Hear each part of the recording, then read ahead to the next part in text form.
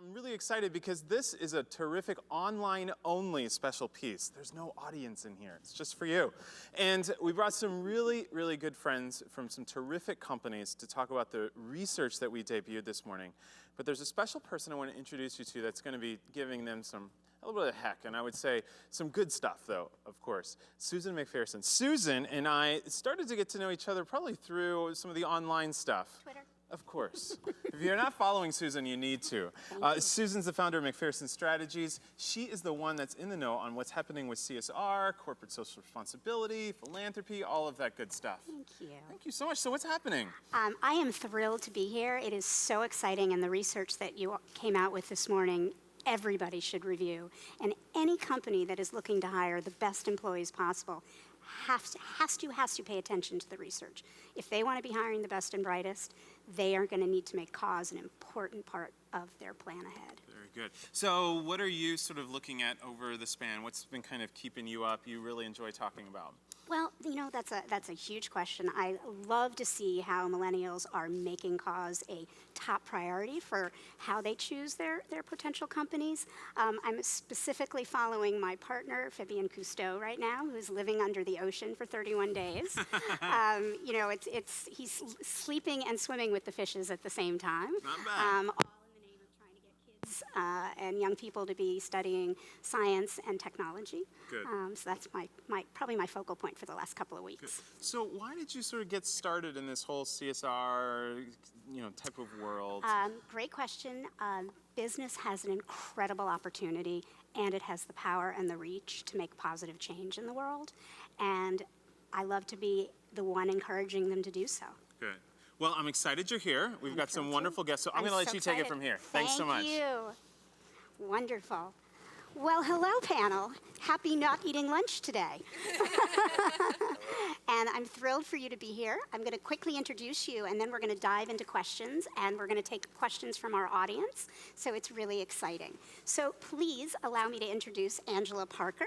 Angela is the co-founder and partner of Realized Worth, a leading employee volunteering and CSR consulting firm, and someone I run into all the time at major CSR and corporate events. And next to her, on her right, we have Rod Adams. Rod is the Human Capital Strategy Leader for PwC, PricewaterhouseCoopers, and he's responsible for the development and direction of PwC's advisories, people strategy for more than 10,000 partners and staff. Wow, busy man. Then we have Samantha Lasky, who is the Director of Communications, Citizenship, and Sustainability for AT&T. My telephone provider. I Thank you. Basically depend on it for my life. It's my umbilical cord, my smartphone. And lastly, and not leastly, if that's a word, Nicole Robinson, who is the Senior Director of Community Involvement for Mondelez International and President of its foundation. So I'm going to get started on questions, and then I'm going to also use this handy-dandy device to see the questions coming in. So, audience, start asking your questions, and we will go from there. So I am going to start with Samantha, okay? You manage external outreach for AT&T's citizenship program. How would you describe employees' role in helping communicating the company's impact? Is it important for you to engage them in your communications initiative? And obviously, the theme of all of this is around the information and the citations that came out of the research that was announced this morning here at this conference. Absolutely. Well, thank you, Susan. I'm really excited to be here. And as you mentioned, I get to work on the feel-good stuff, as I like to talk about it. So I, too, am attached to my phone, but I get to focus on our education and foundational initiatives and sustainability initiatives, something that we know millennials and many others are really concerned about, not only where they go to work, but what companies they're choosing to use on a day-to-day basis. So communications, we do all of the traditional outreach, so for instance, we got a great New York Times story today about some of the work we're doing, and we're really excited about that. Excellent. But we also need to use social media, and that's the other thing that we're doing to make sure that that word gets out, whether it's Instagram or Twitter or Tumblr, et cetera, Facebook. If people want to follow you on Twitter, what is your hashtag? Well, thank you so much for asking. It's at Samantha Lasky, And also we have a hashtag ATT Impact, where we talk Okay. about all the great stuff we do. Okay, great. Now, I am glancing down, and we are starting to get questions from the audience. So we have two. Considering the thousands of people out there watching this amazing panel, I would think there should be some more questions. So get on your laptops or your smartphones and start sending in some questions so you have more viewpoints than just mine. Okay, Nicole, let me ask you, what role do employees, especially the millennials, since I'm sitting here with 4 millennials, I unfortunately am not millennial. I missed it by like a few years. Especially millennial ones play in shaping your engagement programs and initiatives. Great question, Susan. And, you know, if you're a millennial, Mondelez International is the place to work. Okay? Shameless plug. We just launched our Twitter. So the 1,000 people out there, please feel free to Is there go a to prize for the first one to sign up? Yes, chocolate bar to the first person at MDLZ to tweet.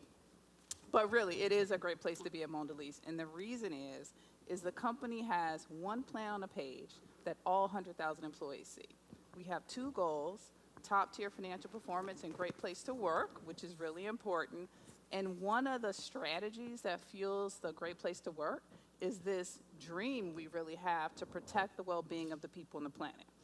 Under that big strategy are 4 pillars around agricultural sustainability, because we buy a lot of cocoa beans from coffee farmers in West Africa to make our chocolate bars, food safety, mindful snacking, and then community partnerships. And that's the area that I get to lead, which I'm super excited about. And this protect the well-being of the people on the planet, we brand call for well-being, right? Because we know that as a company, there's a lot of great things that we could do by ourselves, but we want others to get involved, right? So we want every millennial in the company to answer the call for well-being, but we actually want people around the world to join us on this quest to answer the call. So employees can actually volunteer. We have a month that will be Call for Well-Being Month, where employees will go out and answer the call. They're a part of that. They shape that. We send employees to Ghana to volunteer with cocoa farmers. So it's a lot of cool things that we put together to help, you know, millennials, as the report says, they want to volunteer. They want to get out there and do things. So that's just a taste of what we have under the call for 2 well-being. comments. One, we have to stop talking about food because it's lunch, and I don't know about the 4 of you, but I'm hungry. And 2, yes, it's wonderful all the work you're doing with millennials, but don't forget us old fogies that also still work in the workforce. All right, I'm going to take a question from the audience. Give you all a second break. If a nonprofit wishes to open the door at a corporation to discuss employee engagement and strategies, where is the best place to seek the right decision maker? Very good question. Who wants to jump on that? Probably one of the corporate people. Do you want to take a stab? Yeah, in my experience, our corporate responsibility team. So we Okay. have a team that is responsible for our efforts from a corporate responsibility perspective. So that would be where you'd want to start it from PricewaterhouseCoopers perspective. I think in some organizations, in what I've seen, probably the HR organization is another good place to start in if they don't have a formal corporate responsibility team. Very good answer. And obviously, one should be looking at the size of the corporation because oftentimes a small or startup company may or may not have a designated department. In that case, it could be a comms person or even the marketing person. And you do have a fabulous CSR department led by Shannon Squiler, who we all love and revere. Anybody else want to chime in on that question? I would agree. I mean, AT&T's sustainability, foundational, and community engagement work all fall under the same umbrella, and we do a lot to connect our foundation and education work along with our volunteer and community engagement work through mentoring and things like that. So that is a good way in. Excellent. Right, and I'd add one more thing, Susan. There's a great organization out there called Points of Light Foundation, yeah. and they work with nonprofits across the country, but more importantly, they plan volunteer events for corporations in all 50 states. So if you're a nonprofit, you need to be on their list Yep. because they will connect you to a nonprofit partner. Yep. And Catch a Fire is another good one that we heard about in the last session. Yep. I'm sure we could go on and on and on. So see us after this session and we'll give you more answers. So Angela works in a really unique space where she and her firm, Realize Worth, talk with hundreds of companies in any given year. So I want to ask you, your job is all about employee engagement, quite frankly. You live and breathe and sleep it. How have you noticed a difference between millennials versus other groups, moi, in terms of the type of projects that they like to be involved in? Okay, so I think the type of projects tend to be company specific, but there are a couple factors that make the projects more interesting to people in general, and then one thing that makes millennials different in particular. So the factors that are important are, for example, the proximity factor that Adam Grant talks about in his book, Give and Take, and that's a recommended book, by the way. You need to be able to see how what you're doing makes a difference in the world and for the person. When you can see that, there's a psychological connection. Everybody wants that connection, millennials and everybody else.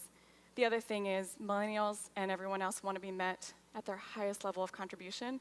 Not all people participating are the same. They need to be treated differently and met where they're at. The thing that makes the millennials different is they're not going to hang around for anything less. That sense of duty that goes with the older generations that we expect from them and that they expect from themselves is not as common in the younger generation. So I think we have one or two maybe chances to get it right. And when we do get it right, those millennials will fight for our brands. But we got to meet them where they're at that first time, because they're not going to stick around and wait for it. So no patience, essentially. Yeah, I mean, you could say it that way, yeah. All right. So, okay, no patience. I often talk about patient capital and how in doing long-term funding for NGOs, we have to have patience. But in this case, with employee engagement, no patience. Okay, got it. All right, another question from the crowd. In your experience, what has been the most effective way to engage millennials? I feel like a talk show host. This is like so fun, or a game host. Anybody want to take that? And I think it's good for any of you. What's the most effective way? Is it email? Is it I'm putting words potentially in the mouth of this person who asked, but is it text? Is it holding events? What do you think is the most effective way? And you addressed it a little bit, but maybe we can dive a little deeper. Yeah, the one thing I would say is give them a voice, Okay.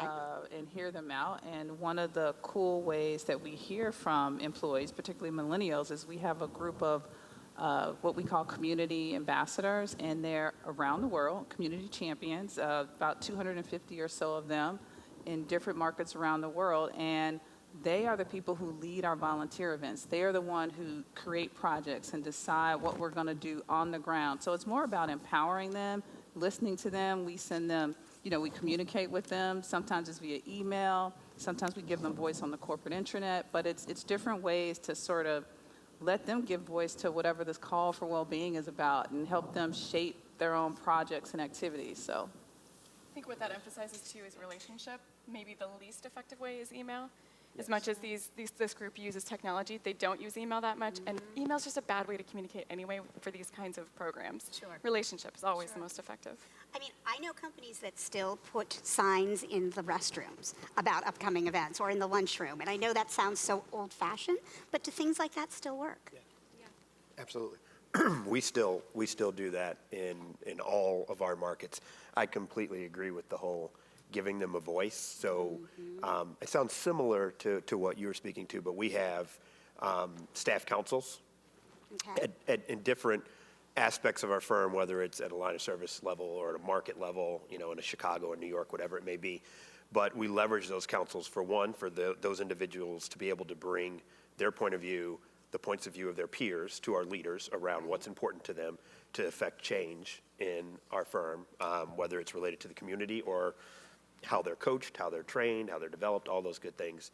And then we also do a survey that goes out to all 188,000 of our professionals once a year. Okay. We call it a people survey, global people survey, that allows us to get the pulse of the practice and what our people are feeling. And we get a lot of good traction out of that to really understand, as long as we act on it. That's the key. Right. They want their voice, but if you don't act on it, it's worse than not even asking. So the acting on it is important. Yes. So the acting on it piece of it is important. Okay, great. All right, we'll take another question from our crowd to keep them motivated to ask more.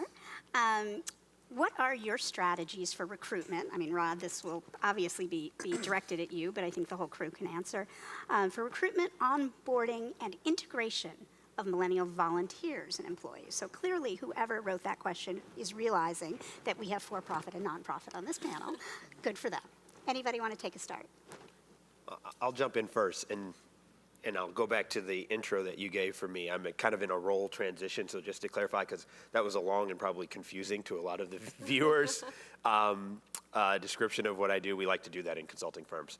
But essentially, I've been in a role where I've been responsible for talent management. So that's how we develop our people, how we assign them to projects, coaching that they get. I'm transitioning into a role where I lead recruiting for our U.S. firm.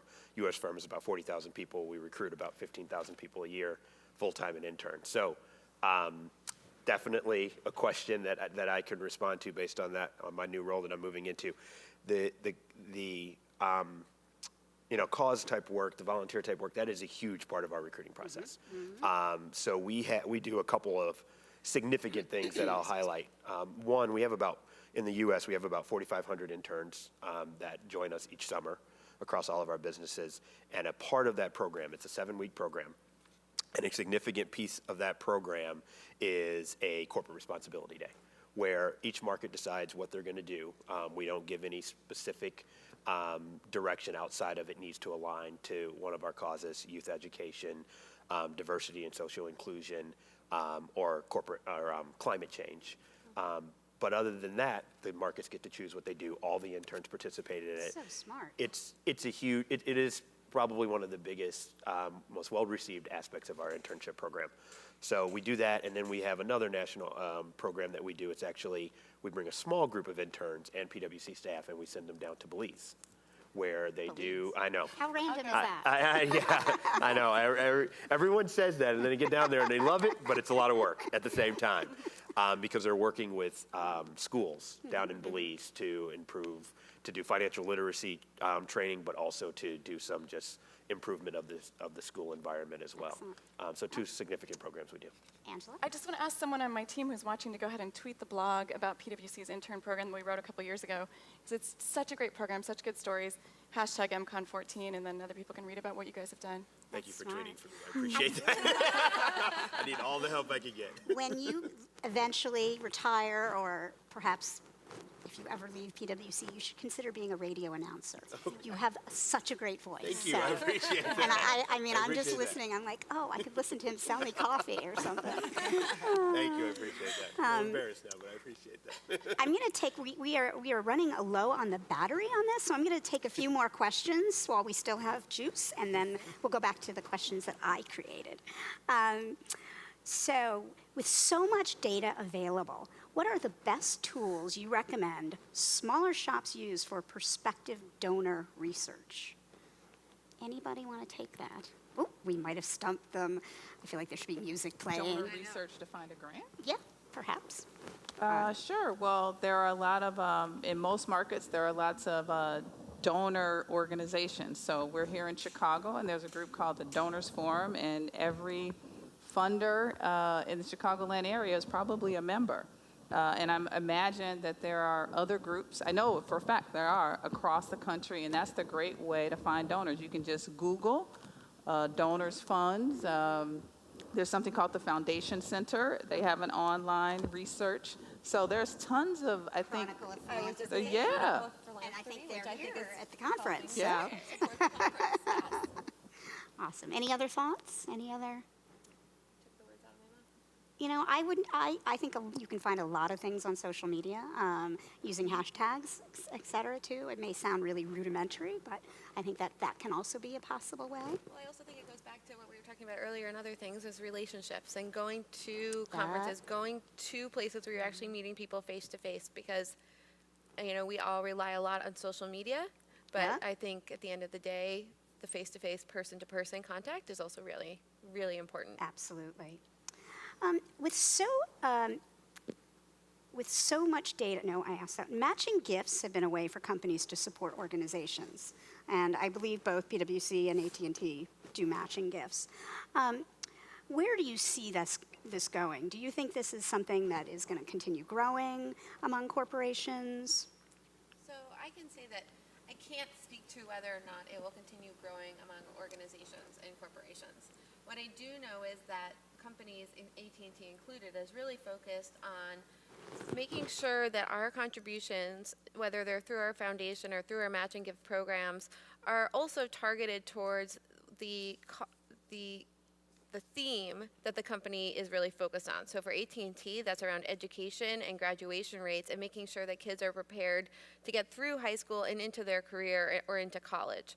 So much of our matching gifts go to that. Now, I can also say that we do a lot of volunteer giving programs and that we have done some research around millennials, and our millennials are giving at the same rates in those giving programs as other generations.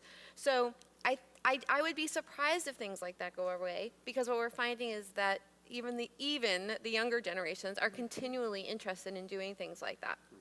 Well, and it gives a company so much reach and so much power when it combines all its resources. And if you think about it, employees are one of their most important, well, probably the most important resource. But when you can take the power of their giving and multiply that exponentially, I mean, Microsoft has been incredible at this. And when you look at the millions and millions of dollars of good that they've been able to do in the world working alongside their employees, it's incredible. So in terms of jumping back to some other questions, let's go over to Nicole at Mondelez. I love saying that, Mondelez. It just kind of rolls off my tongue. The causes that Mondelez International works on are mostly food related. There, we're back to lunch again, which makes sense. Do you think having a clear tie between the issues that you work on and the brands you work with helps millennial employees feel more engaged? Yeah, I absolutely think so, because a lot of millennials wind up working on our chocolate brands or our cookie brands, and that's a part of what they do every day. And I think a great example of that is the work we do with cocoa farmers.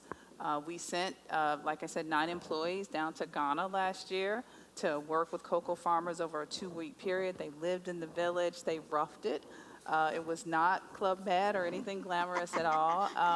But what the brand manager for one of the chocolate bars in Europe discovered is that, hey, I had no idea what went into making this chocolate bar, right? Because she got to meet the farmer in the Ezekusu village who, you know, is harvesting cocoa. And they got to experience what harvesting cocoa is like. And it's laborious. You sweat, and it's hot sun, and the same way cocoa was harvested 100 years ago is how it's harvested today.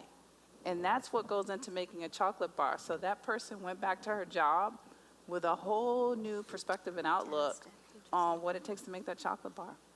So, I'm sorry. So I would, if I may. Yeah, of course. We are really thinking about technology. So as a technology company, because we all think about AT&T and our phones, but it's really, we're doing so much more than that. And we are really thinking about how we can integrate technology into all these things that we're doing, whether it's sustainability and water efficiency and water management, having CNG vehicles, through this education initiative that we have, and doing things like mentoring online.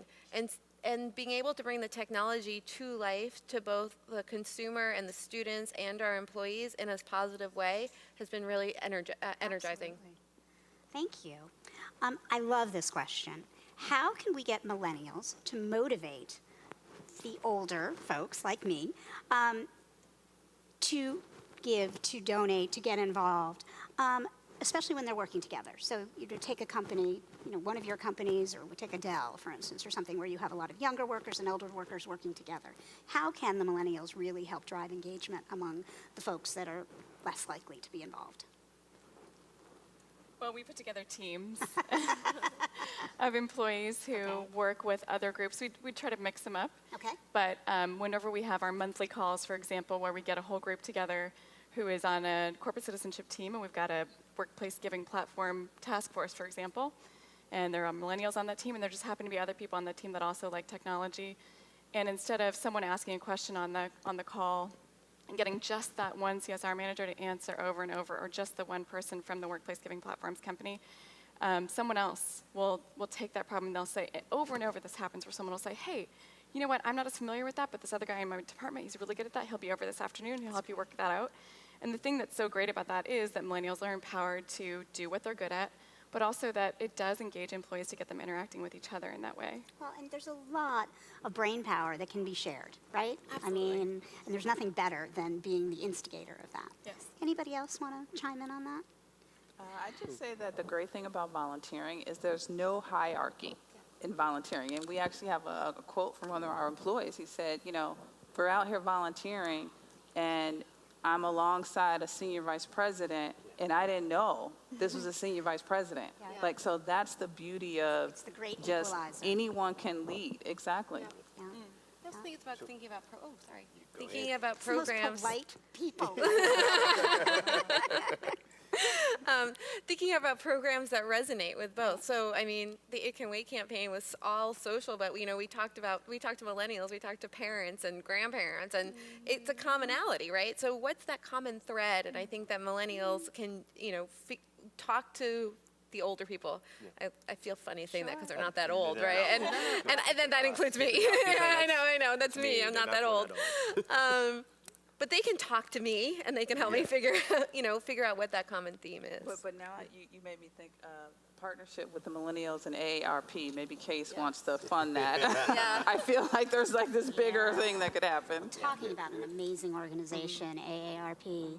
Wow. I'll be joining this year as I turn 50, if that's okay. We'll all celebrate. It'll be a big party.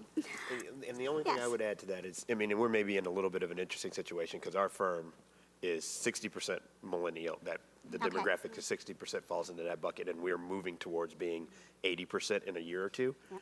But just one of our natural engagement and coaching strategies is everyone gets a coach and an assigned relationship partner when you join the firm. And just having that connection, that one-on-one relationship kind of creates that motivation. You know, there's mutual or multiple benefits, I should say, because you have that relationship, and like you said, our millennials are really all about this. They're driving it. So they say to their coach or they say to their partner, this is what we're doing. We'd love for you to come along. So it happens a little bit naturally because of those relationships. Well, and they learn from both. I have a dear friend who runs an organization called 4020, and what she brings together 40-somethings and 20-somethings to meet in a salon-type situation. And when it started, everybody thought that the 20-somethings were going to learn everything from the 40-somethings, and it is, you know, but it goes both ways. reverse And mentoring, it's yes. Well, there you go. He has, as an HR person, a recruiter. We have all the buzzwords that you could ever want. I love it. I love it. Angela. See, I feel so powerful. I get to just pick who I want to ask. It's fun. I'm sorry. I'm so silly. But have fun. Millennials, we learned certainly from the research today, place more importance on purpose in the workplace than any other generation before. Why? Okay, so if I can suggest without disagreeing with the research, because it's research, I don't actually think they do place more importance Okay. on meaning, but I think they know how to ask for it. Yeah. Yeah. Um, And that. And which is huge. I mean, Yeah. just going that extra step. I mean, like you said earlier, I talked to hundreds and hundreds of employees at companies like Abbott Labs and Microsoft and Ball Corporation and Apple, and we talk about their employee volunteering programs. Everybody at every age is desperate for meaning in the workplace. Yep. Everybody wants it. And it seems like there's this whole group that doesn't think they deserve it or something, and we talk about millennials and we refer to that as entitlement. You know, their belief that they deserve it. But I think that term is so great that when we can learn from that, you know, with that sense of entitlement comes a strong sense of responsibility, and I don't think that that's lacking. I think millennials do know that they have been given a life of privilege and that they have a responsibility to live that well. Not everyone all the time, of course, but to a degree. And honestly, I think that we should speak to that sense of entitlement and say yes, and stop being condescending about it and believing that wherever you come from, maybe because of how you saw your parents live or what you've seen before in the workplace, or because you couldn't stand the thought of a 9-to-5, whatever the motivation is, you are entitled to a Anybody life. even remember 9 I to 5? know. No. I mean, like, It's a great song. So now, whatever their motivation is, I think Right. that we now get to say, okay, we're not going to be condescending toward that attitude. We're going to empower it. And like you just said a minute ago, we're going to learn from it too. Well, yes, well said. Anybody else want to add to that? No? You completely covered it. Samantha, have you had any challenges in terms of reaching your employees? We've touched a little bit on communicating, and email clearly is not the best way. Texting may be the new way to reach employees. Oh my God. But have you had any challenges in terms, I mean, you have a massive workforce. We have a massive workforce. How many people at AT&T? Upwards of 240,000. It's a city. Okay. Yes. It's larger than many cities, I think. Yeah. Well, and especially with Citizen, is it just another note? Is it, how do you deal with that? Like, what are the challenges that you have Well, I faced? think that it's actually something that we continue to work on, and we haven't. I'm not sure that we have found the silver bullet, so to speak. The fact that the community engagement work that we do is so tied into the sustainability initiative and the education initiative and foundation work, I think is really key, because then we have people on the, literally on the ground in service days and doing other things where they are also learning about the initiative. So for instance, even a service or a cleanup day is tied in.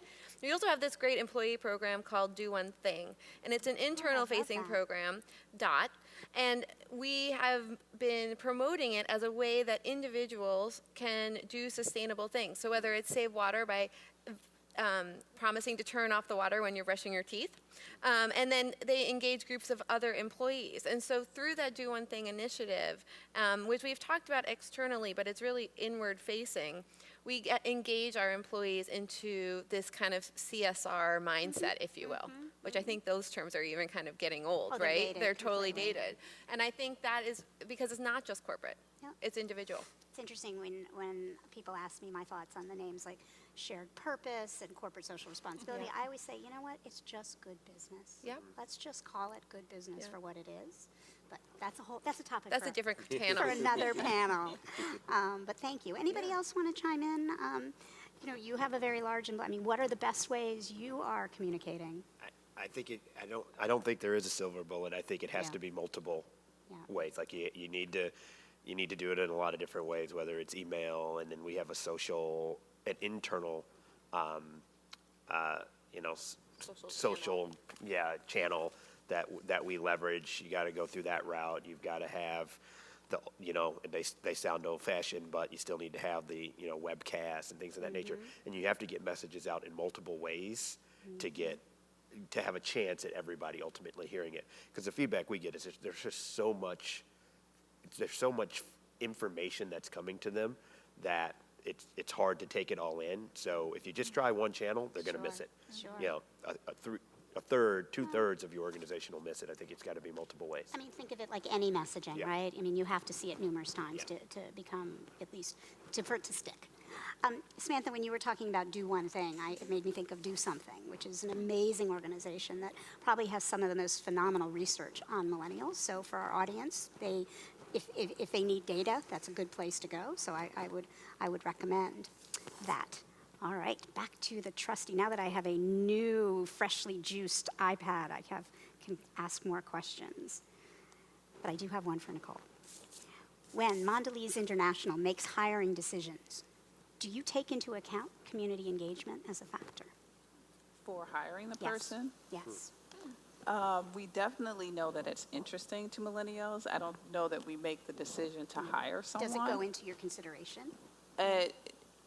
It depends on the job. Okay. I think to be honest, I think it would depend on the job. If we're hiring a marketer, you want a great Yeah. brand manager. If you're hiring an R&D person, you want a great food scientist. But we do think about cultural fit, right? How will that person fit inside the organization? And one of our values at Mondelez is to lead with the head and the heart. So I think we measure Yeah. new hires against the value set that we have for Sure. the organization. So we share part of that strategy around protecting the well-being of the people on the planet, and we want that to resonate with them. We want to know that when we go out and have the Global Month of Service and we say answer the call, that they're going to want to sign up and answer the call. So I think that's a part of the cultural fit Sure. that, yes, definitely It's goes wonderful into if the you do that. situation. That is so fantastic. That would, to me, for anybody looking for an organization, would be like a high, like tick that off. This is something I'm always curious about, and that is the connection and the working together of citizenship departments and marketing departments, because I think oftentimes they can be very separate.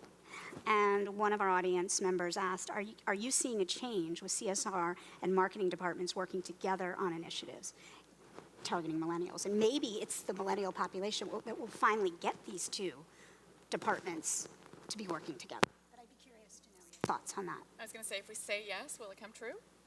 I sure hope so. Because it certainly needs to be true. I mean, I've seen some shifts. I don't know about you guys. Yeah, I actually report to the Chief Marketing Officer. Okay. So in our case, we are structured in that way, and we haven't always been that way. We historically have reported to the chief legal counsel, who was a great person, and part of a communication team, a PR team. But now with the chief marketing officer, that's why our call for well-being is branded. That's why we have great video footage of people volunteering in Ghana, and we have great photos. Because that whole idea, I think someone mentioned earlier about millennials needing that connection to what it is that you're doing. And if you think about 100,000 employees around the world in 90-something countries, you can't just type the email newsletter and think that people will get inspired, right? We got to inspire people through images and video and simple messages. Do something. I love that too, because it's sort of like that call to action. And that's the great thing that I think marketers have it nailed, that even not just, when I think about community and philanthropy or CSR, whatever you want to call it, we need to rebrand the whole field, because that's the problem. We have it so complicated, and we talk about capacity building and all these complicated words that the marketer's eyes glaze over. Capacity right? building And if is we always want like more my hair people stand up. volunteering, we want to connect with more millennials, we want to simplify the message. And actually, they're great at it. It's sort of like the simple tweet or the simple Facebook message. So yeah. Well, it's forced us to be succinct. Well, we've really taken a lot of time.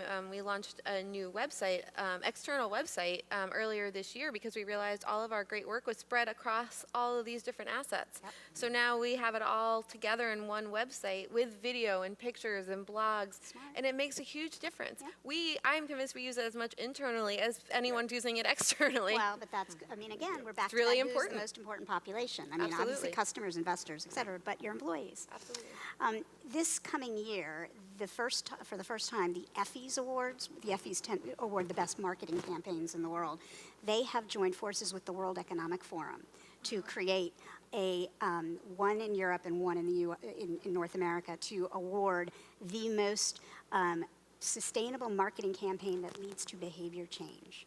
And to me, this is the first time where you're seeing a recognition and an award for the coming together. So I think, if anything, this could be a real exciting pivot point. So check it out, okay? Note to self, after lunch. So, where are we? We've covered a lot. Rod, Yes. in what sense have PwC's cause-related activities helped define your culture at PwC? And I know education is a big cause, but there's others. So Yeah. So, education is a huge cause, and I think it's about 2 years now, we rolled out a program called Earn Your Future, Okay. which is financial literacy curriculum that we deliver in high schools and below, and our professionals go out and do it. And we've talked a little bit how you connect the cause to kind of what's natural to the type of people that you employ. We hire accountants and consultants, and so that whole financial literacy type of a curriculum is something that just, it makes sense to them. And so I think that has helped define our culture. It has helped kind of align to our culture, not necessarily define, but align to our culture from a perspective of, leadership development and going out and being a leader in the community as well as inside of the organization. The other thing I'd point out along the lines of your question as well is one of our core values is, or core behaviors, is what we call it, is to walk in each other's shoes. Okay. This idea that you need to understand and have empathy for the people that you work with, people outside the organization. So we have a PwC Foundation. right. One of the elements of the PwC Foundation is the People Who Care PwC Cares Fund. Yep. And this is, I think it's amazing, and our people love it. But it is a fund that is fully funded by donations from PwC professionals, and it's there to support our other PwC professionals in time of need. So Hurricane Sandy is a perfect example. From that fund, we ended up giving over $800,000 to PwC employees who were displaced or who had medical hardships. Over 300 of our professionals received some funding from that fund. Again, that's funded all by other PwC professionals. So it really is. I think that that is one of the main ways for me, one of the clear signals of how it aligns to, our culture. It's that, it's about giving back and understanding where people come from. So, One question I have, and that is, we're seeing more and more startups, entrepreneurs. I don't know the exact statistics, but by the year 2020, something like 40% of the American workforce is going to be freelancers or working for small businesses. And obviously AT&T and PwC are massive organizations, and that's all well and good.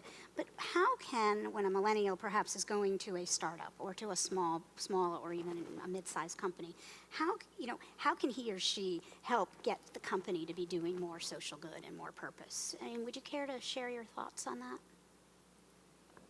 I would say just generally speaking, it's really important to bring your personal ethos into the company. And I think as time goes on, more companies, to the extent they already do and will continue to do more of listening to that and respecting that. I think based on the research we saw and what Angela's talked about today, companies are large companies or small companies, they don't really have a choice in that. Yep. yeah.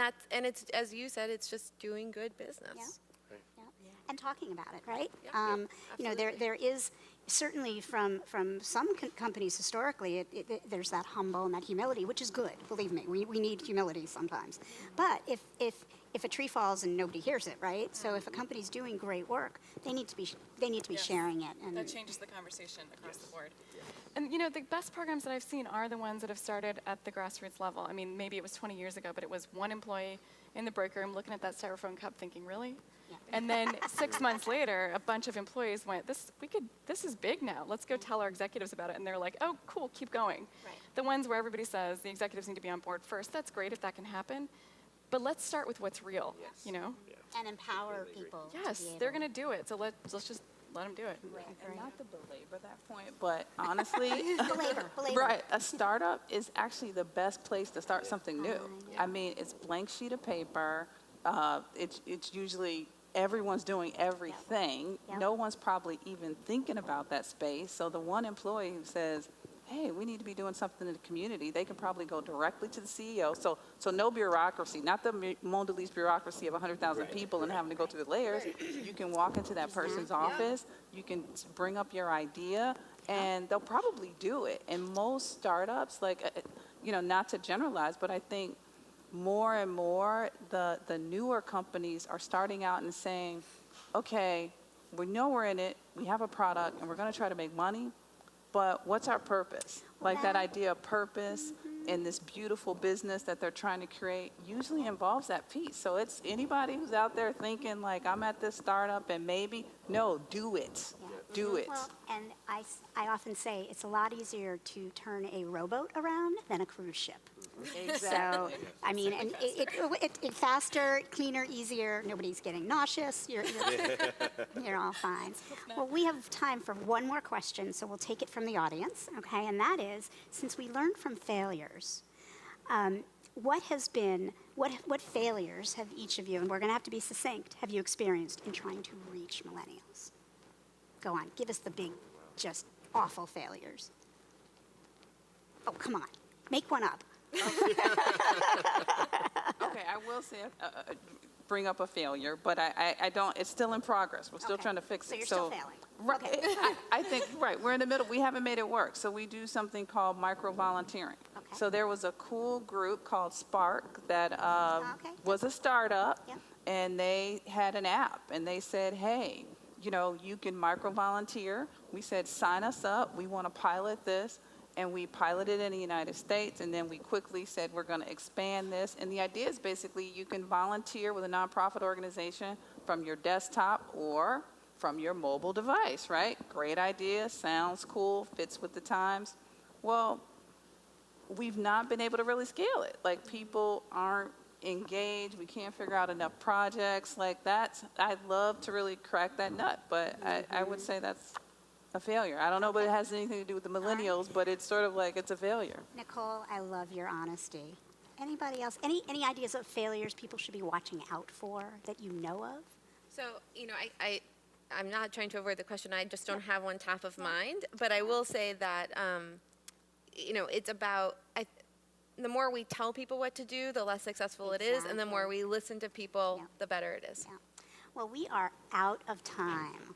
But this was so much fun, and I want to thank this amazing conference. I want to thank Derek, and I want to thank Nicole, Samantha, Rod, and Angela for joining me on this panel today. Broad applause for you and our audience. Thanks, Susan.